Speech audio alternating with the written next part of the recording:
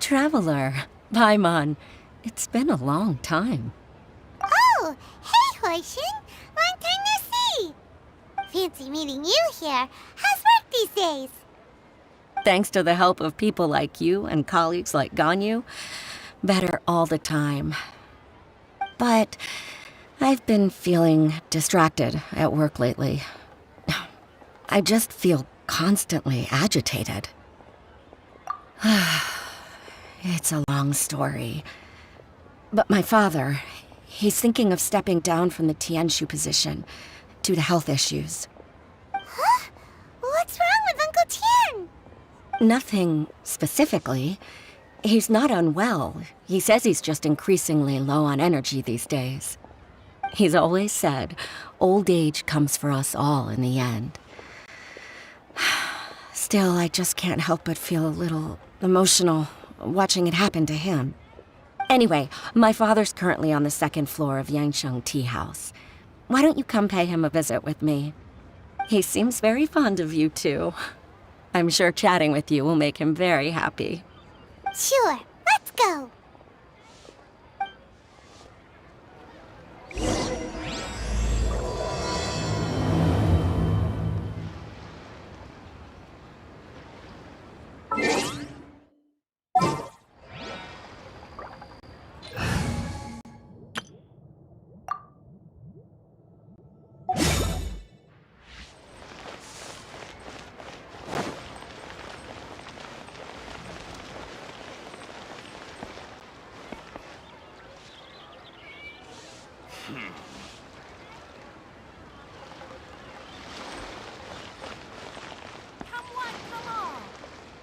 Huh.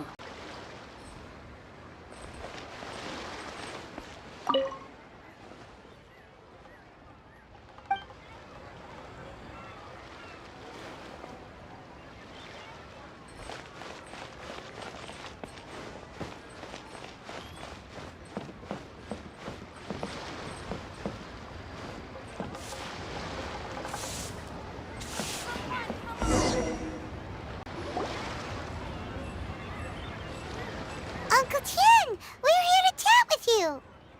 Oh? What a lovely surprise. Welcome.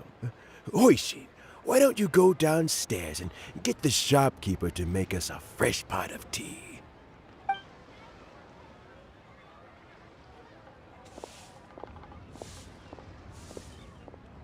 I heard that you've been traveling all over the place recently. I would very much like to hear your adventure stories. Hoishin told you, didn't she? Don't worry, I'm quite all right. It's just the years gradually catching up with me. As I grow older, I'm starting to find that with many things, though the mind is willing, the flesh is weak. Especially recently, I've noticed a rather drastic drop in my energy levels. I am still very much in good standing as the Tianshu today. Nevertheless, I wish to pass on the position before my mental acuity begins to decline beyond redemption. How difficult is it to transfer the Tianshu position? Oh, well, you see, the Tianshu is a rather unique position among the Liyue Qixing. Historically speaking, the Tianshu rarely appears in public. We stay behind the scenes, planning and giving advice, so a public selection process would not be suitable. We also want to keep any prospective Tianshu candidates free from influence by outside forces, so we tend to be as discreet as possible in their assessment and appointment. For these reasons, the incumbent Tianshu typically recommends their candidate of choice, and this is then approved by the other Qixing members. So in other words, you pick someone, and then Lady Keqing, Lady Ningguang, and the other Qixing appoint them? Correct. Unfortunately, due to my health, I won't be able to assess every candidate myself. Not to despair, however, because I found someone exceptionally capable to act on my behalf as assessment officer. In fact, I believe you recently became acquainted with her yourself. Oh? Who is it? I'm heartbroken. I thought it might take you a little longer than this to forget all about me. It's Yelan! Jackpot. Uncle Tian here asked me to assess 3 candidates for him. Fancy joining me? You'll be among the first to get to know the next Tianshu. Might be a good opportunity for you. What do you think? Paimon thinks so too. It can't be a bad thing to be on good terms with a new Qixing, right? All right then. Though, I gotta say, Uncle Tian, you say you're into behind-the-scenes planning? My work's of the covert variety too. Don't you think I might make a good Tianshu? Huh? Yelan, you want to be the next Tianshu? I'm not opposed to the idea, but I suspect Ningguang wouldn't let you go very easily after how long you've been working together. So, how about this? If your investigation reveals that none of the other candidates are qualified for the position, I'll recommend you for the job. Deal. Well, you guys take your time. Everything's all set for the assessments to go ahead. Meet me on the first floor when you're ready. Until then, have a pleasant conversation. Oh, and no need to pay for your tea. As the new owner of this fine establishment, this runs on the house.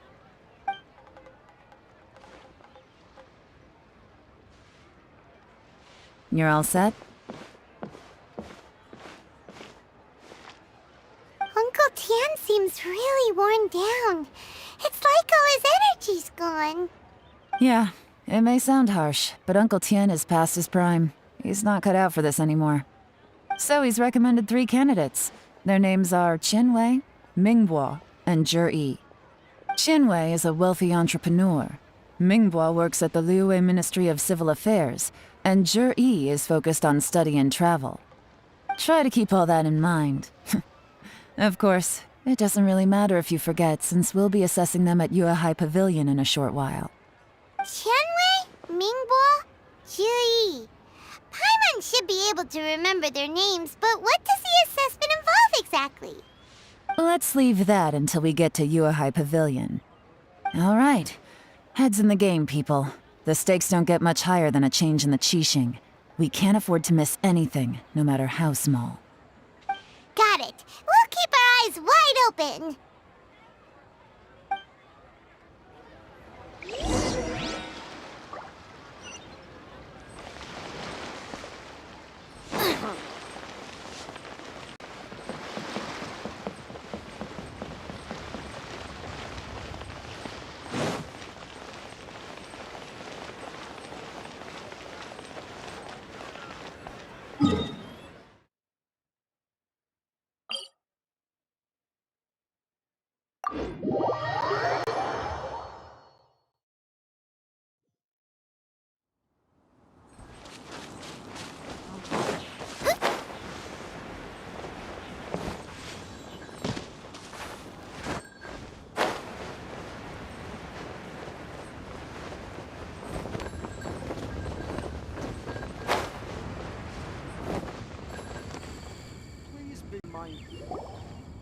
My legs are getting sore. What is wrong with this assessment officer? This is a huge occasion and I don't even get a chair. I've dealt with all kinds of people in my time, but never have I been made to stand while I'm waiting for an appointment. Oh, I think it's fine. That's called being complacent. If you're happy to just accept the way things are, you'll never be able to change anything in the future. Oh, come on. That's just... Now you're just being unreasonable. All right, you two.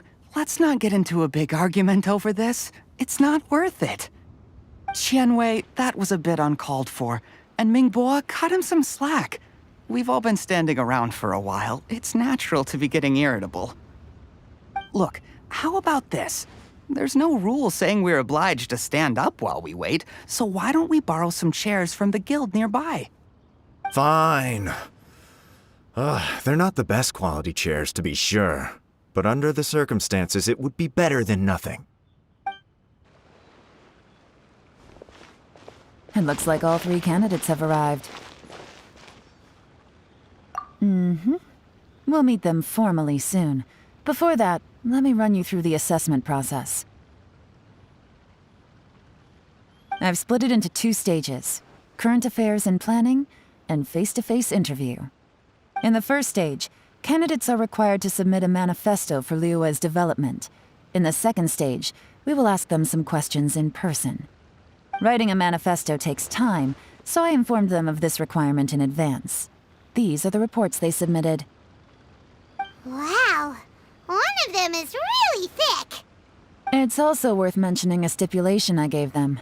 Whoever is appointed as the new Tianshu will be expected to implement their plan as put forward in their manifesto. Failing the occurrence of some cataclysmic event, they will not be permitted to change their plan. Therefore, these 3 piles of documents in front of us represent where each candidate stands on key policy issues. There's still some time. Have a skim through, get a first impression of what each person's proposing. I'll be waiting off to the side. Just let me know when you're done.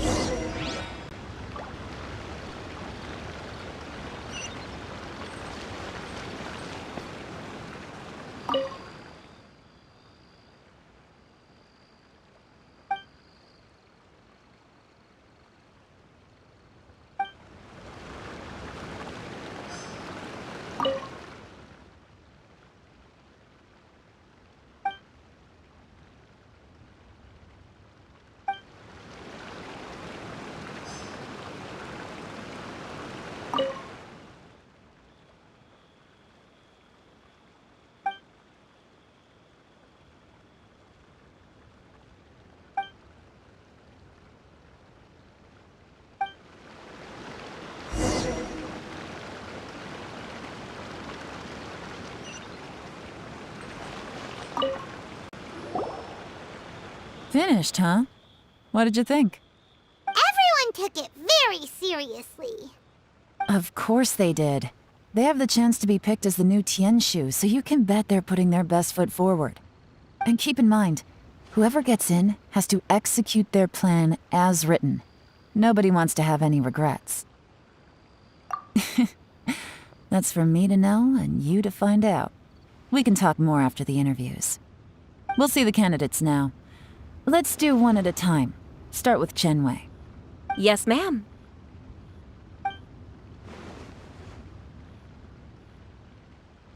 Oh?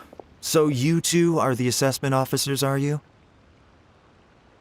I had assumed that given the great import of this situation, Lady Ningguang would perhaps be assessing us in person. I certainly hadn't imagined I'd be seeing 2 entirely unfamiliar faces. I trust you've read through my manifesto?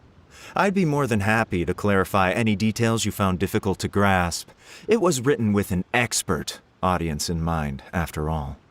Mind your tone, mister. Relax. It wasn't intended as a personal slight against anyone in particular. I was simply stating a fact. Cloud Retainer? You know this Adeptus? Oh, yes, I remember now. You must be the traveler that people are constantly talking about. With your sterling reputation, you must have a respectable level of erudition. Perhaps you will be able to understand the concepts I have put forward. Although I shouldn't get my hopes up. Oh, is it my turn? Yes. Please introduce yourself. I'm, Mingbo. I work in the Ministry of Civil Affairs. I've worked there for, 9 years, 5 months, and 3 days. In that time, I've handled, 2,347 cases. I have 12 active cases at the moment. They should be concluded in, 16 days? My current work is related to urban planning, and I'm also responsible for, auditing the accounts. To be more precise, there are 3 parts to the accounts, namely... Is it just Paimon, or is he not very good at public speaking? You know what? Let's leave the self-introduction there and move on to some questions. Oh, okay. Sorry.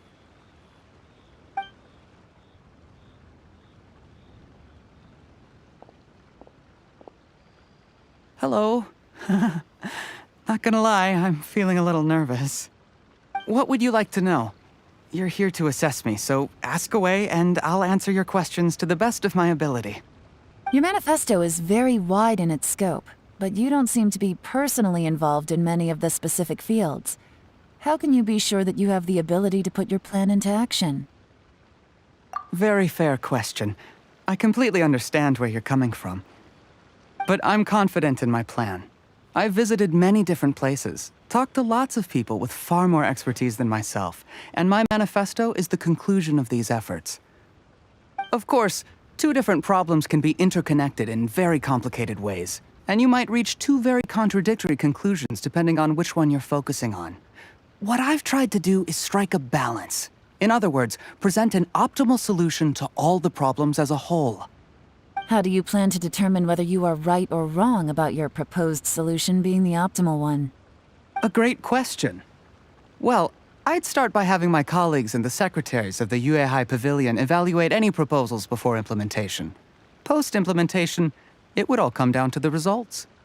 If it turned out that my judgment was to blame for poor results, I would take responsibility. Nice answer. All right, next question. He seems like a great guy.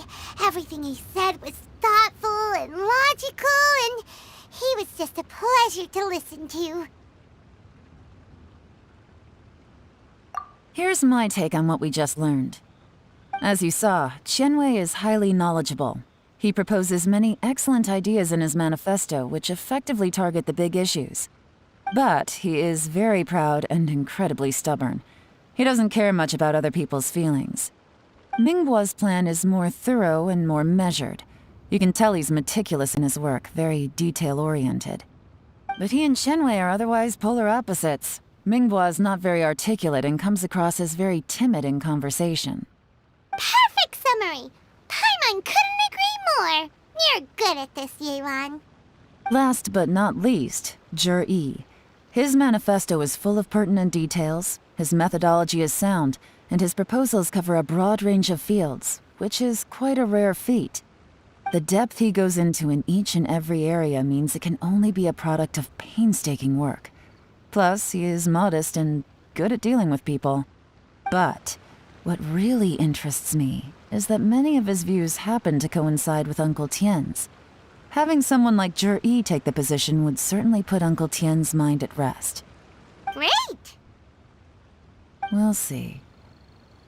Let's go back and report to Uncle Tien.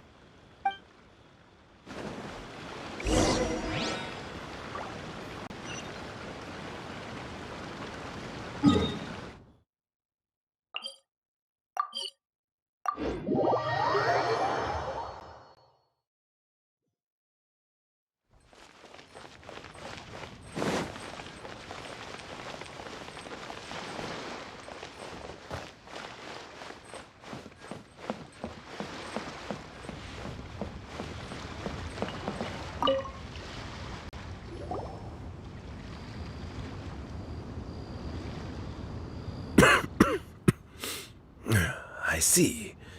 Then it's more or less as I anticipated. All right, then let me ask this.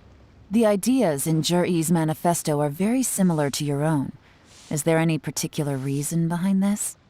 Oh, I didn't want to say anything when I gave you the list of candidates, for fear of affecting your judgment. But I can tell you now. Those 3 candidates have all studied under me in the past. it's only natural that they share some similarities with me. But Xin Wei went on to focus on his business, and Ming Guo has always been occupied with his work at the Ministry of Civil Affairs. Of all of them, Zhi was with me for the longest duration. Whoa! So how did you get to know them all, Uncle Tian?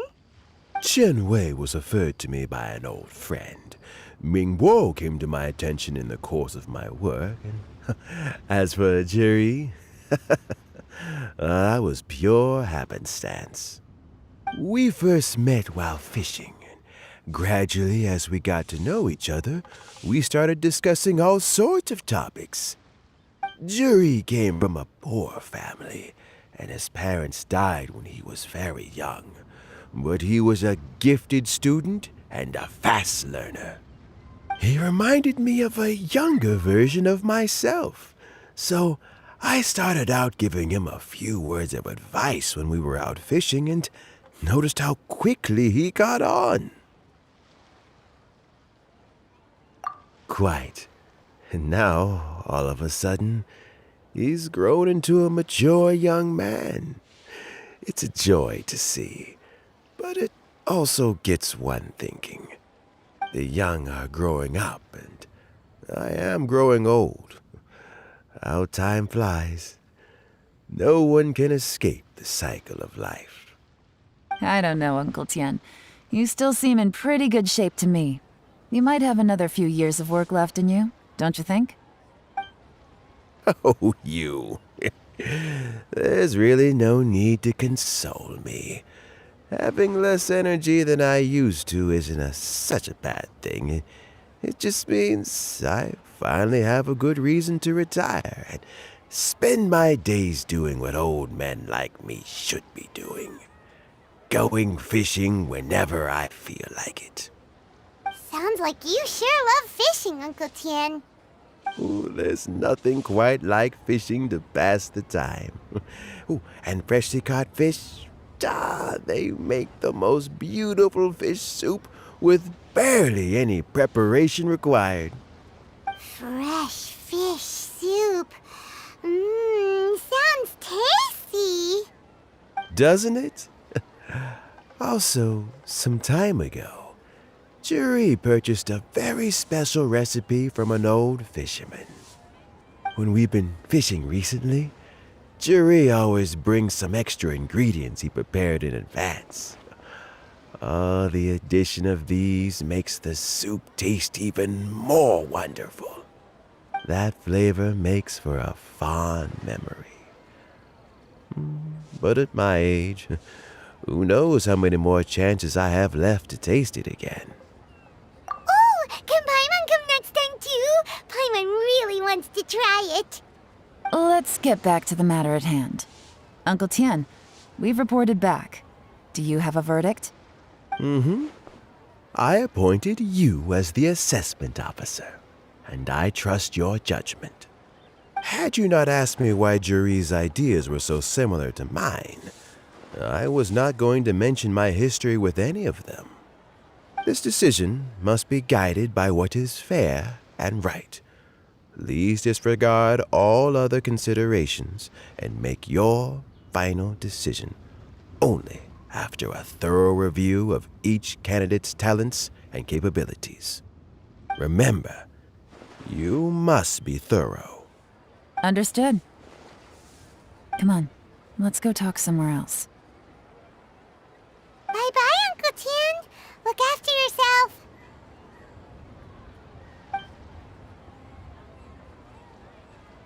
So, it's gonna be Zhi, right?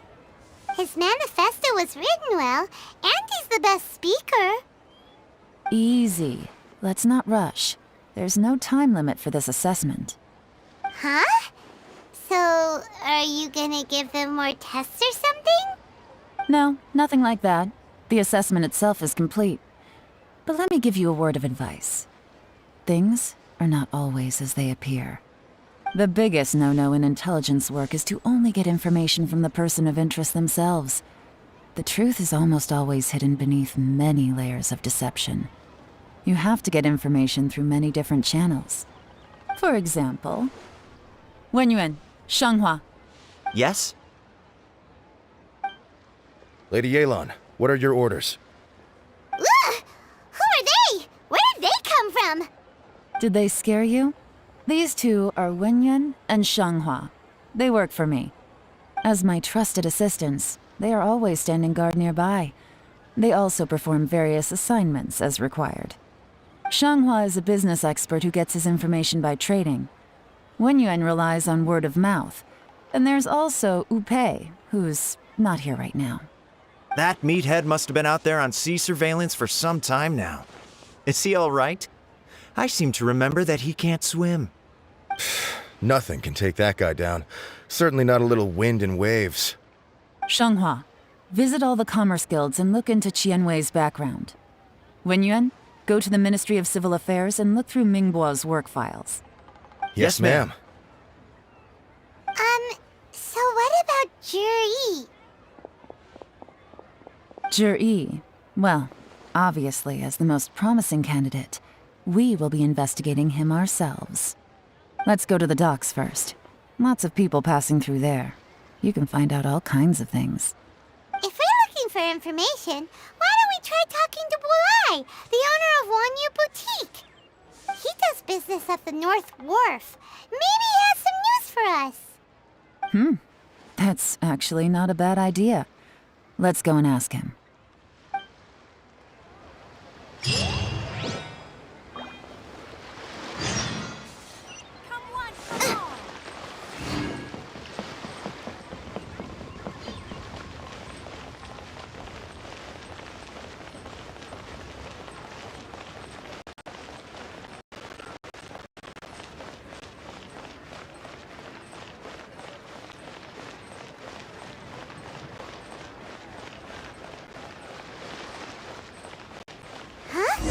What's Bulai doing? Look, your asking price for this batch is just too high. I can't buy in at this price. How am I supposed to turn a profit? Come on, hear me out. I'm telling you, this is the single best batch of Sunsettias ever. You won't find anyone who disputes that. I accidentally dropped one into a well, and even the water turned sweet. Even so... All right. I'll let you in on a little secret. The boss of Second Life also wants to buy from me, but I haven't responded yet. If you won't take him, I'll just have to partner with them instead, and neither of us wants that. Okay, well, when you put it that way, I'll accept your asking price. I'll take all your stock. Don't sell a single one to Second Life.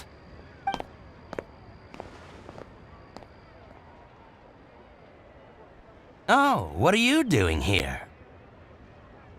And to be clear, these Sunsettias are mine. I got to them first. Don't get any ideas. Actually, we want to ask you about a guy called Juri. Have you heard of him before? Juri? Yes, he's quite well known.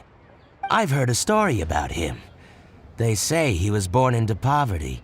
His parents died when he was young, and he was treated cruelly by the local community. One of his neighbors was terribly rude to him all the time, but Juri never retaliated. And when his neighbor went bankrupt, he even helped support the family. He returned cruelty with kindness, injustice with peace offerings. A gentleman of talent and character, and... how did I not notice him sooner? In fact, maybe I'm not too late. If I could hire him to be the brand ambassador for Wanyu Boutique. Oh, he sounds like a decent man. We can finally breathe a sigh of relief. Why are you asking about him anyway? You aren't looking for a brand ambassador too, are you? Well then, in that case, the higher bidder takes the... that's Juri right over there. Why don't we go and talk to him? Where? It's him, all right. Looks like he's chatting with Linlong. Come on, let's follow them and listen in. Try not to let him see you. We want this information to be as truthful as possible.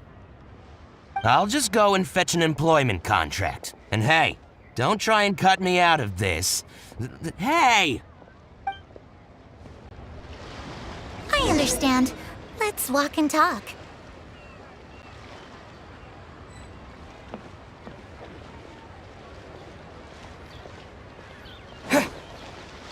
So, you were looking to buy a wineware set?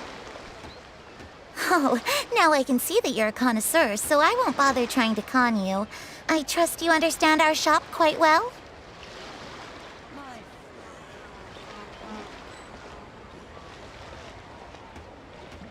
The truth is, an old friend of mine, who likes to have a drink now and then, he fancies himself as a man of culture, but doesn't care for needless extravagance.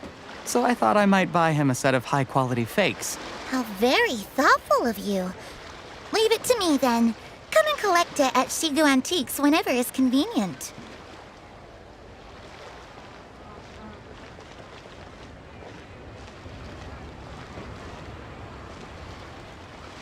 Thank you very much, Miss Linlong. It's my pleasure, Mr. Juri. These days, it's quite rare for someone of your standing to still keep up with their old friends. It's nice to see. I'll be sure to pick out a good set for you. You can count on me.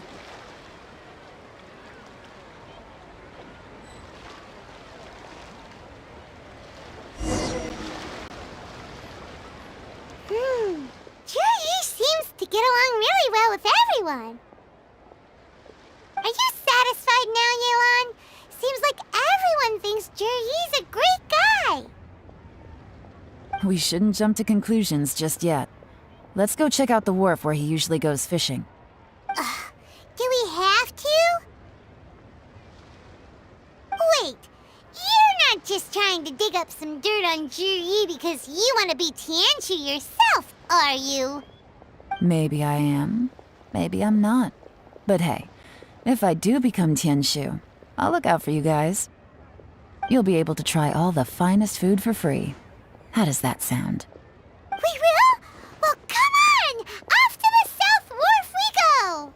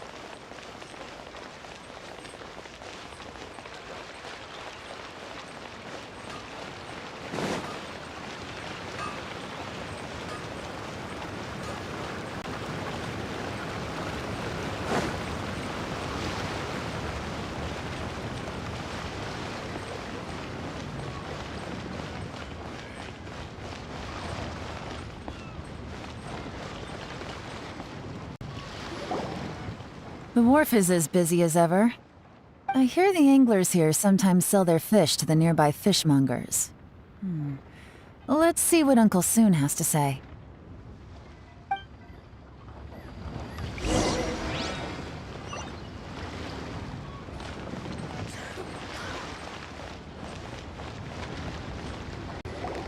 Welcome. What would you like to buy today?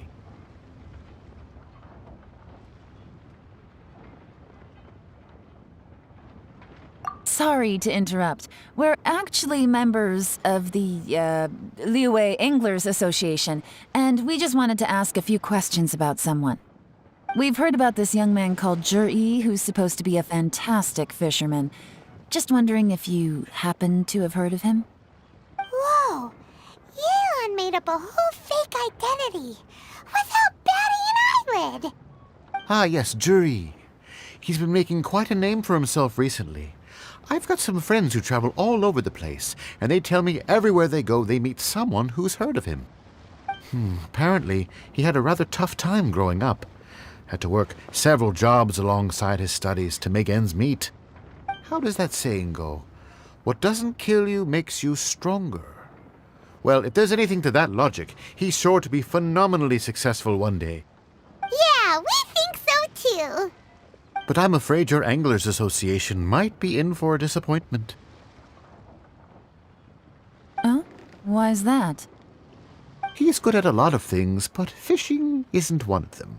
He fishes at the wharf and sells what he catches to me on occasion.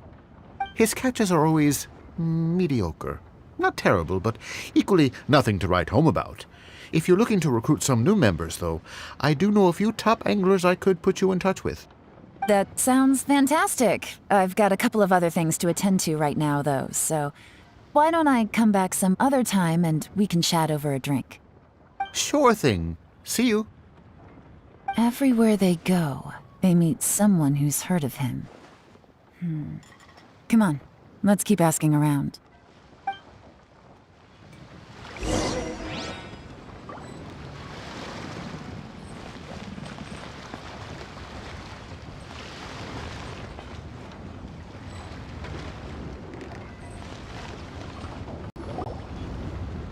Here to buy some fish? It's 300 for one or 3 for 1,000. You better hurry. When they're gone, they're gone. Hello, we're from the Society for Fish Price Research. We'd just like to ask a few questions. Wow, she switched identity again. Society for Fish Price Research? I haven't done anything illegal. Stay out of my business. Please, don't worry. We're just here to conduct a simple survey. We've heard about a certain Jur-E who's been selling fresh fish at low prices in this area recently. Do you know anything about this?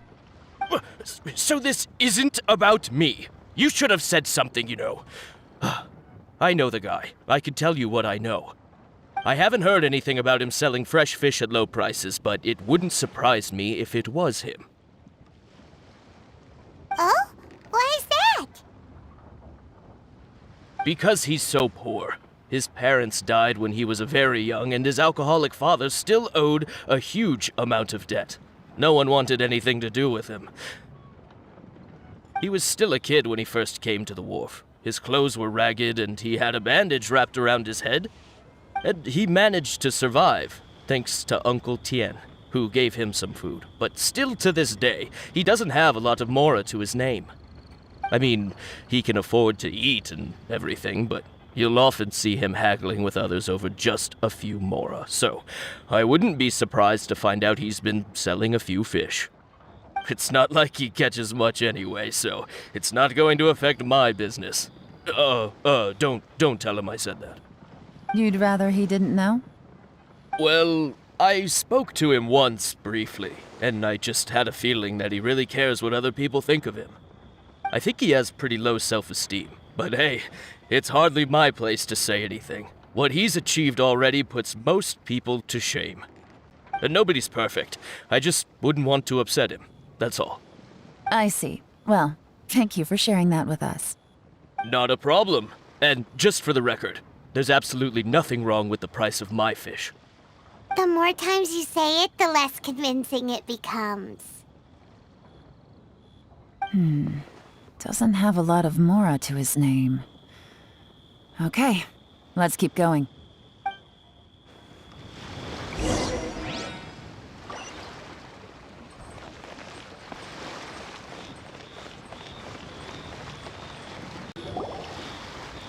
Hey, it's you guys!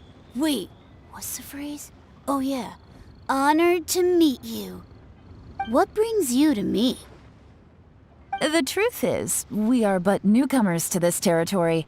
We heard tell of a great martial artist, Master Dugu, who knows everything there is to know. Hence, we sought you out to ask for your guidance. Really? People said I know everything there is to know? But of course, we also heard that Master Dugu is a kind and virtuous swordsman who never turns away anyone who comes with questions. Great! So what do you wish to know? Nothing happens on this street that I don't know about. Now she's lying to a kid. So, Master Dugu, have you heard of one by the name of Jur-E? Sure have. You mean that guy that all the grown-ups are talking about these days?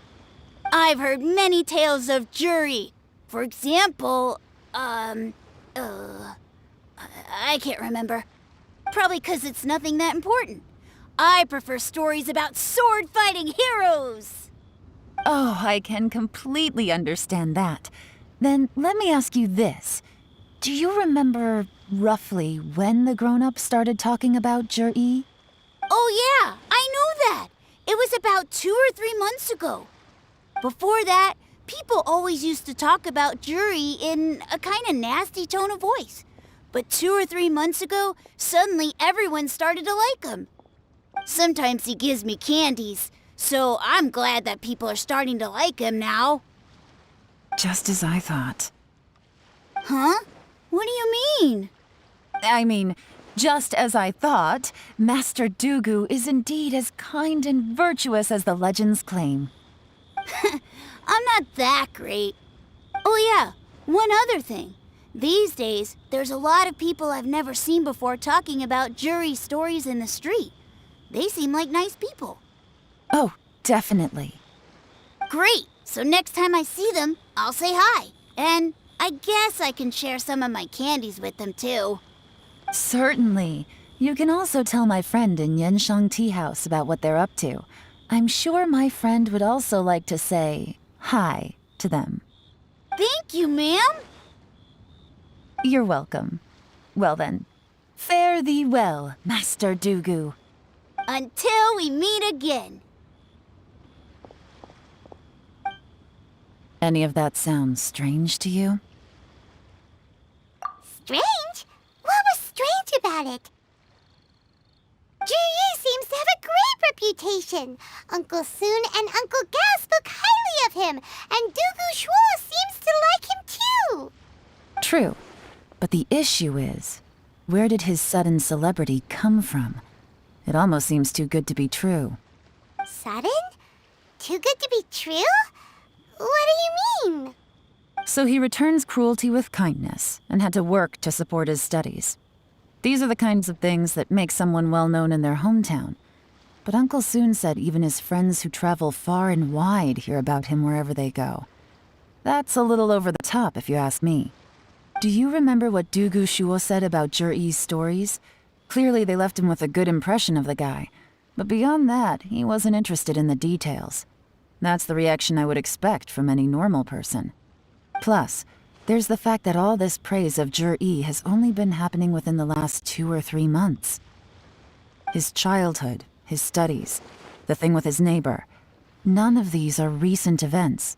So why are these stories only going around now? When you put it like that, it is kinda strange. Of course, if that's all there was to it, I wouldn't look into it any further. Jur-E was born into a poor family. Paying people to get his stories out there is within the rules of the game as far as I'm concerned. The problem is, do you remember what Uncle Gao said about him? He's stayed poor his whole life. Everything he's earned he's either spent on studying, traveling, or paying off debts. I don't think he has the mora to pay for a publicity campaign. Right, and that changes everything. It can mean a powerful faction is trying to gain influence over the Liu Xixing. That's the worst-case scenario. But all too often, the most pessimistic speculation turns out to be closest to the truth. Someone's trying to gain influence over the Qixing? That sounds serious. What should we do? Even if we asked Juri about it, surely there's no way he'd admit it. First, we need to find out who's supporting him. Don't worry, I've got a plan. Remember the current affairs and planning stage of the assessment? Since the successful candidate is duty-bound to implement their plan after taking office, their manifesto tells us their stance on key issues.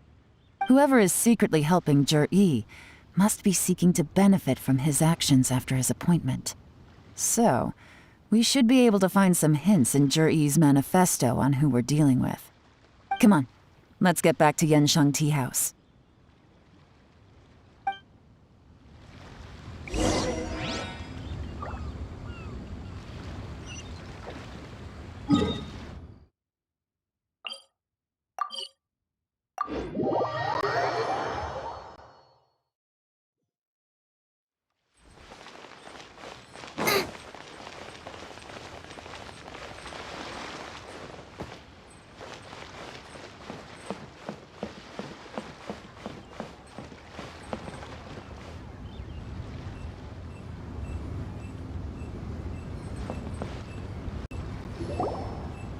Zhi-Yi's manifesto covers a huge range of topics.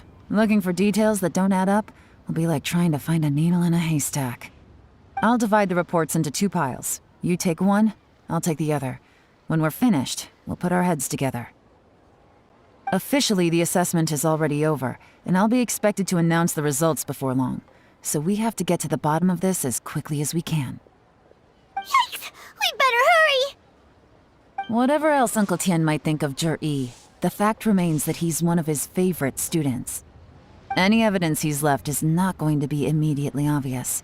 We'll have to look carefully and think critically.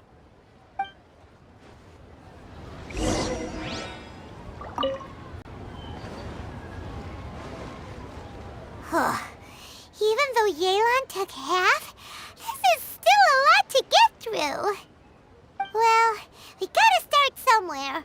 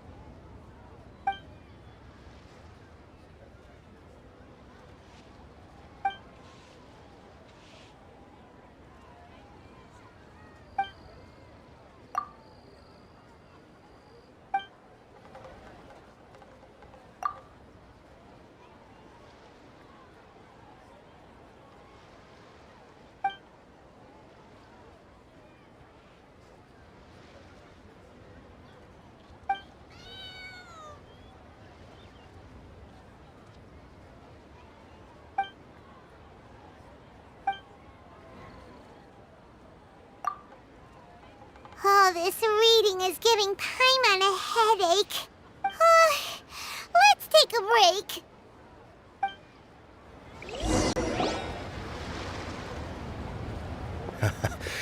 Looks like I'm the first one back, as usual. Oh, hey! It's one of Yelan's little helpers, Shanghua! If you're back, that means you finished investigating Tianwei, right? You betcha. I visited all the commerce guilds and gathered a wealth of information. Every time they asked me to leave, but I always had another trick up my sleeve. Don't drag this out. Just tell us your findings. Yes, Lady Yelan. To summarize my findings, most people who've had interactions with Tianwei will start out complaining about how proud and arrogant he is, but then go on to give a generally positive appraisal of him. The young master of the Feiyun Commerce Guild said that Tianwei appears arrogant, but he's very scrupulous in the way he works. Once he signs a contract with somebody, he treats them fairly regardless of their background. Who'd have thought? Is it possible that his reputation is fake? Is there any way you can check the accounts of the businesses under his name? In theory, that should be very difficult. But here's the thing. I asked around and found out that almost all of Tianwei's accounts are open to the public. Where he buys from and sells to should be confidential business information, but he doesn't seem interested in protecting it at all. Tianwei often sees business opportunities that others don't, but once he's made enough mora off of it, it's like he gets sick of it and releases all of his trade secrets.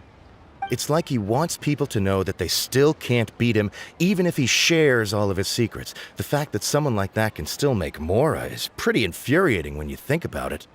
What a strange guy. It's like he's not doing business to make mora, but instead... to validate his theories. No wonder his manifesto contains so many insights. It's all the result of his first-hand experimentation. I'm back! Huh? How come you're here? Why do you think? Obviously, because I possess superior skills and am always one step ahead of the competition. Well, when you're the competition, at least. You... whatever. I'm not getting into an argument with you. If I hadn't had something else to take care of on the way, I would have been back long before you. Lady Yelan, I have finished investigating Mingbois. Well, we're all ears. The Ministry of Civil Affairs says that Mingbois struggles to get his words out when he gets nervous, especially when he's chatting with strangers. But after a few days of getting to know him, you can pretty much have a normal conversation with him. On the whole, the feedback from the Ministry of Civil Affairs was very positive. He always considers the things that everyone else overlooks. In your opinion, was the Ministry of Civil Affairs' appraisal of Mingbo at all exaggerated? I don't believe so. Mingbo is someone who has slowly but surely earned the reputation he has today. According to Miss Yu, the ministry often gets Mingbo to take a final look at projects before they're implemented. People feel much more confident in something if it has his stamp of approval. Oh, and also, there was once someone in the ministry who was lying and cheating to try to advance their career. Mingbo gave them the scolding of a lifetime. Apparently, he can be terrifying when he loses his temper. I haven't seen it for myself, though. Whoa, that's hard to imagine. Like I said before, things are not always as they appear. Ah, so that's what you meant by that. Paimon's starting to get it now. Thank you both. You're free to go now.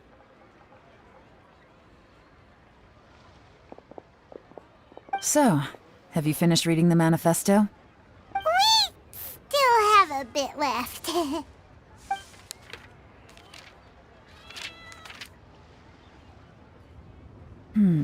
I can't see any immediate problems looking at the individual entries. The only one that strikes me as a little unusual is the Cheongshu Pool redevelopment plan. Cheongshu Pool has always been home to many secrets. Plus, Ajdaha once wrought havoc there, so there are even more secrets buried deep underground.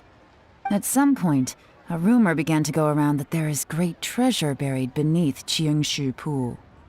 A long time ago, with the approval of the Qixing, a mining team conducted an exploratory excavation there. So, did they find any treasure? None. The ruin was completely impenetrable. The only way they could have gotten through the solid rock would have been by blowing it open with a special kind of explosive. The technology wasn't mature enough at that time, so the excavation project was shut down and the treasure became a mere legend. Zhi-Yi's manifesto focuses on solving problems, and this treasure hunt seems extremely risky. It seems out of step with the rest of his plans. Still, this one fact alone doesn't tell us much. Everyone wants to get their hands on this treasure. The treasure hoarders, the Fatui, even local Liyue factions. Did you find anything? Excavation? Project? Treasure? Did we read anything similar in our half of the manifesto? Oh yeah! Zhi-Yi said the Blackcliff Forge workers should get right of first refusal if any suitable projects come up. Did he now? Well, that makes everything much clearer. So Zhi-Yi wants the Blackcliff Forge to excavate the treasure of Cheongshu Pool. Does that mean the Blackcliff Forge is Zhi-Yi's secret supporter? No, not likely. I've looked into the Blackcliff Forge before. They aren't involved with any powerful factions at present. They do possess some specialized explosives, but it would seem more trouble than it's worth to put so many resources into a risky project like this. Still, since the clues are pointing toward the Blackcliff Forge, we should see where they lead. We may well find something new. Shenwei and Mingbo both turned out to be completely different than what we thought. What about Zhi-Yi? Is there another side to him too?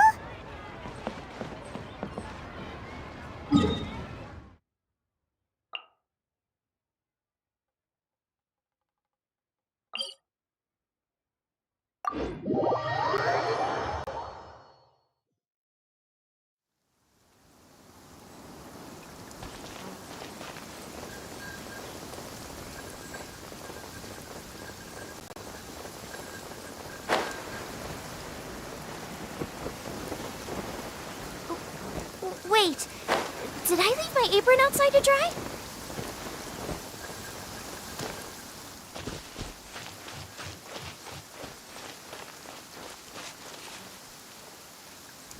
This is the Blackcliff Forge. Let's look around for clues.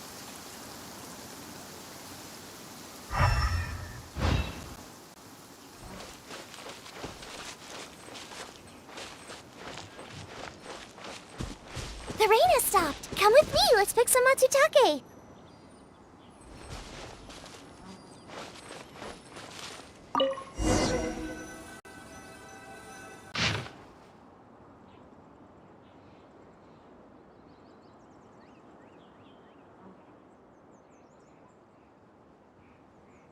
What's this? A diary? From the back, it looks like a ledger, but it seems they also use it as a site log. We don't know who wrote it, but it's interesting, don't you think? These newcomers, who could have sent them? You think they're suspicious? Yes. Look, it says right there, one of them's already been promoted to team leader.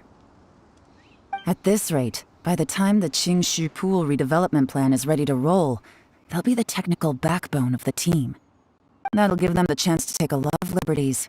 They can copy any secret texts or steal any treasure they find underground. Imagine if we didn't suspect anything. By the time Zhi recommends the Blackcliff Forge for the excavation project, at most we would maybe do a fresh background check on the place. No red flags if all they did was change some key staff. And even if we decided to vet the staff individually, they'd have had more than enough time by then to come up with fake identities. That's the advantage of planning this far in advance. It was a clever move. When you put it like that, it all makes sense. If we hadn't found this out, someone else would have stolen the treasure. So, who's really behind all this? That's a question for the newcomers. But let's start with that worker over there for now.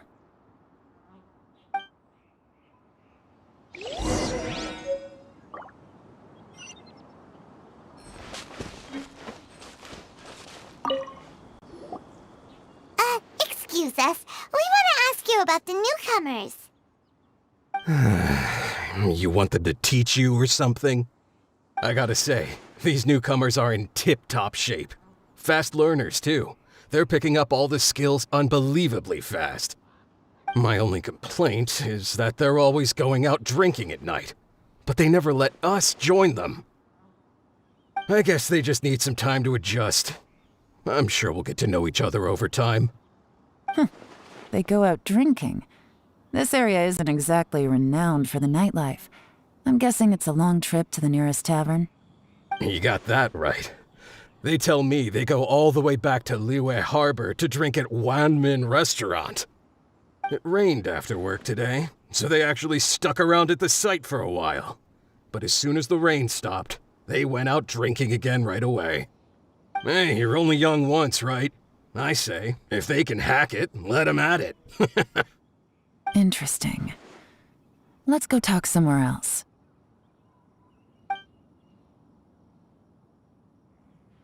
Looks like our hunch was on the Mora. These newcomers are very suspicious. Drinking in Liyue Harbor, huh? Some cover story. I'll wager they've been going to intelligence updates. Good thing it rained today. It means they'll leave footprints. I doubt they'd give themselves away that easily, but let's follow them and try our luck.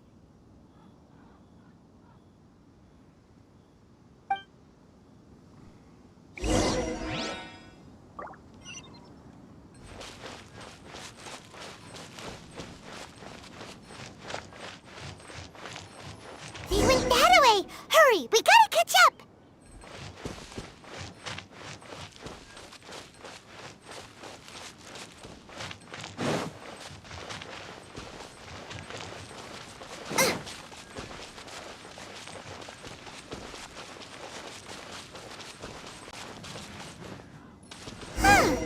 These footprints are heading towards Liyue Harbor. Maybe we were wrong about them.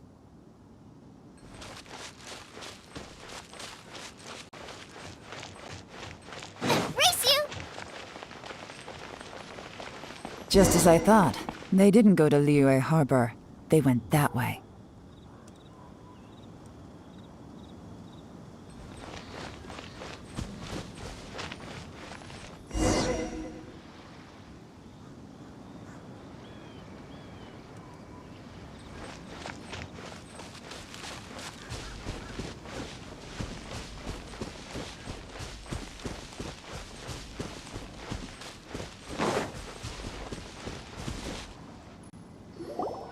The footprints stop here.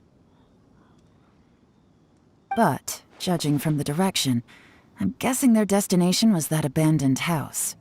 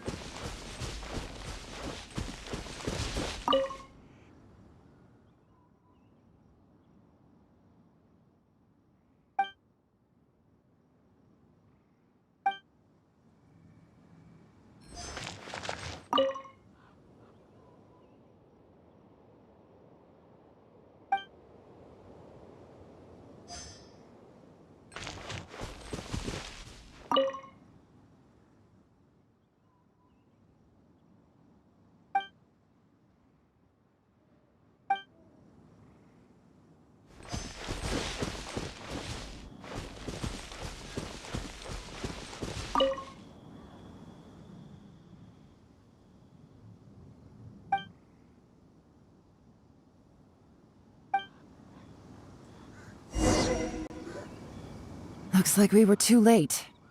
This has gotta be where the newcomers rendezvous with whoever they're working for. But all the evidence has been destroyed. Look at these ashes.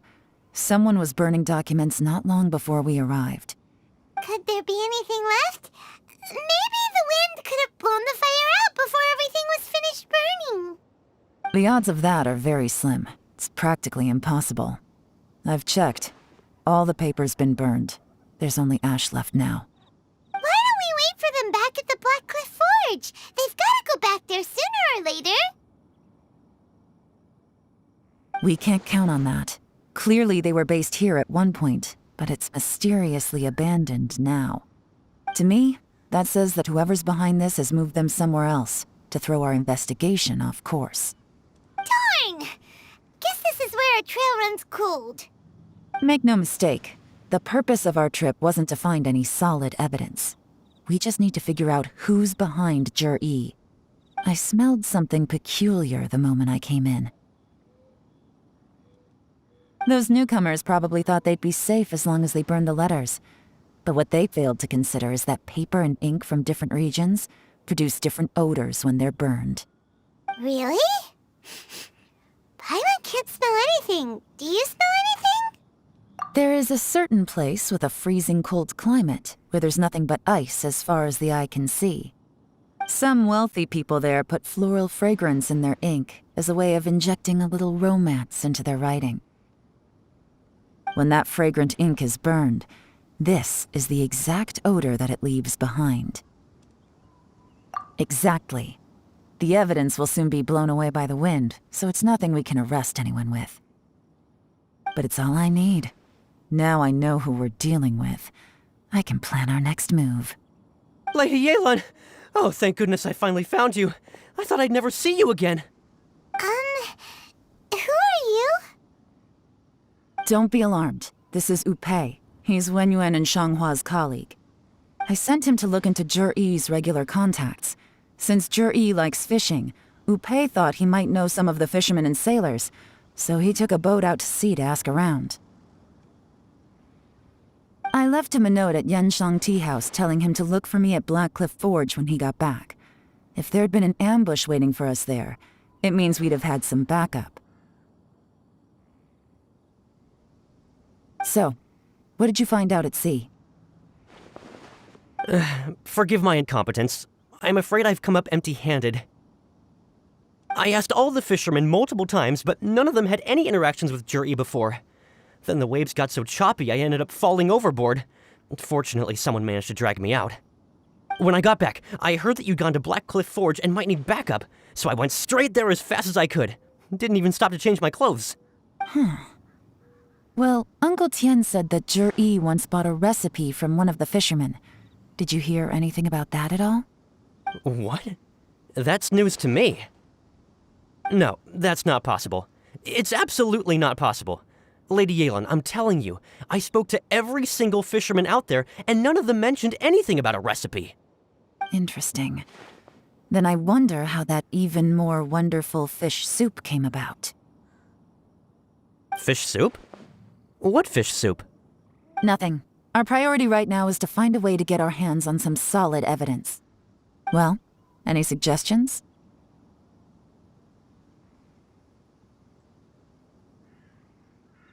Not a bad idea. Upe, what do you think? Honestly, I've already tried following Juri, but the guy's too cautious. Never meets with anyone suspicious. Okay, so tailing's out. No, we'll still need to tail him. But first, we need to do some groundwork. Groundwork? When you've worked in intelligence for a long time, you'll understand that no one can stay on high alert forever. Especially when he thinks he's about to win. Tomorrow morning, I'll announce his victory at Yuehai Pavilion. Take a guess what you think he'll do next. Be sure to arrive on time. You won't want to miss the show.